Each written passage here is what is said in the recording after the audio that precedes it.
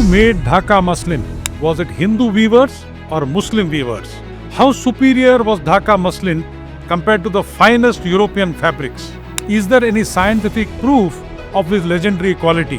Was Dhaka Muslin made from cotton like other muslin fabrics? What's common to both Buddha and Aurangzeb when it came to Dhaka Muslin? We answer all these questions when we trace the 2500-year-old history of Dhaka Muslin. Namaskar. My name is Ajay Sharma. Welcome to a new episode of the Kafinnama.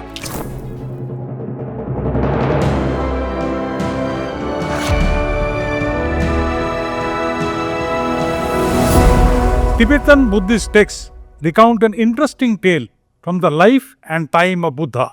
The then king of Kalinga gifted a piece of the finest Kalinga cotton to the king of Kosala. Now we don't know how, but the fabric landed up in the hands of a rather naughty woman who also happened to be a disciple of Buddha.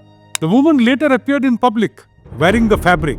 So finely woven was Kalinga cotton that despite enveloping herself fully with it, the woman seemed to be nude to the people around her. Tibetan Buddhist texts conclude that Buddha, from there on, strictly prohibited female Buddhist monks from wearing Kalinga cotton. 2300 years later, Aurangzeb faced a similar embarrassing scenario when his daughter met him wearing an outfit made of Dhaka muslin. Shocked at what seemed to be her partly nude appearance, Aurangzeb admonished her for being skimpily dressed, to which she retorted that she was wearing 7 sets of jamas made of Dhaka muslin. It is easy to gauge from these two corresponding tales that the history of this fine fabric goes back at least 2500 years back, if not earlier, for it to have achieved such perfection by 500 BC. But are these two tales enough to prove its reputation as the finest fabric ever woven in the history of mankind? We delve into scientific research that supports this contention. In 1864, textile experts and researchers decided to scientifically compare the quality of Dhaka muslin versus the finest European fabrics. They selected 4 pieces of muslin, 2 of Dhaka muslin and 1 each of the finest English and French muslins. And what was their conclusion? On the fineness of Dhaka muslin, here is what they had to say.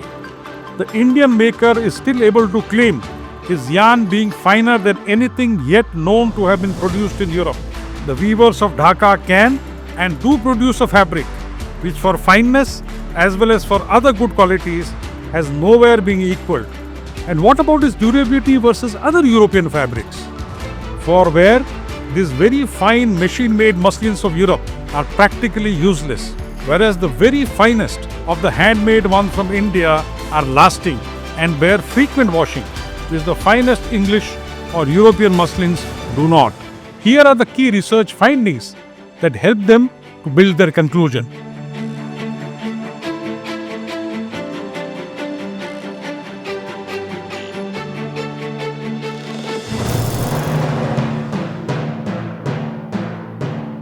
Who are the musicians that manufactured Dhaka muslin? Fortunately, we have a detailed in-person documentation of the manufacture of Dhaka muslin from a gentleman called James Taylor, who lived in Dhaka in the 1850s. Taylor recorded 8 stages in the manufacture of Dhaka muslin and supported his study with sketches of each stage. Each stage required specialized expertise, but it was the first stage that was the most important in the manufacture of Dhaka muslin. It was the spinning of the yarn.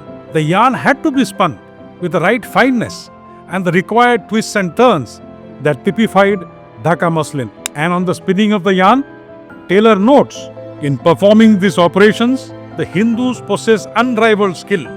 Taylor adds, the finest thread is spun by women generally under 30 years of age. Taylor noted that the next 6 stages were also carried out by different Hindu communities. It was only at the last stage, Rafugari, that Muslim workers were involved. Rafugars were expert darners who could artfully repair any blemish on the fabric that had come up during bleaching. Writing on their skills, Taylor notes, Muslim Rafugars display a degree of manual dexterity almost equal to that exhibited by the Hindus in weaving. there is one other aspect of Dhaka Muslin that made it unique. Unlike other muslins, Dhaka Muslin was not made of cotton extracted from the fibers of cotton shrubs. Dhaka Muslin was made from fibers extracted from the Salmali Vriksh, also called the silk cotton tree, that once grew abundantly in Kalinga and Bengal.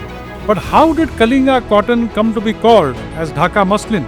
Simply put, when the Mughals established Dhaka as their capital of Bengal in 1610, the epicenter of power in the east also shifted from Kalinga to Dhaka, and Kalinga cotton also got re-christianed in the process as Dhaka Malmal, or more famously known as Dhaka Muslin in Europe.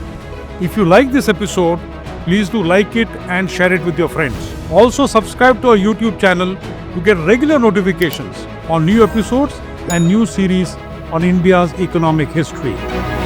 Jai Bharat!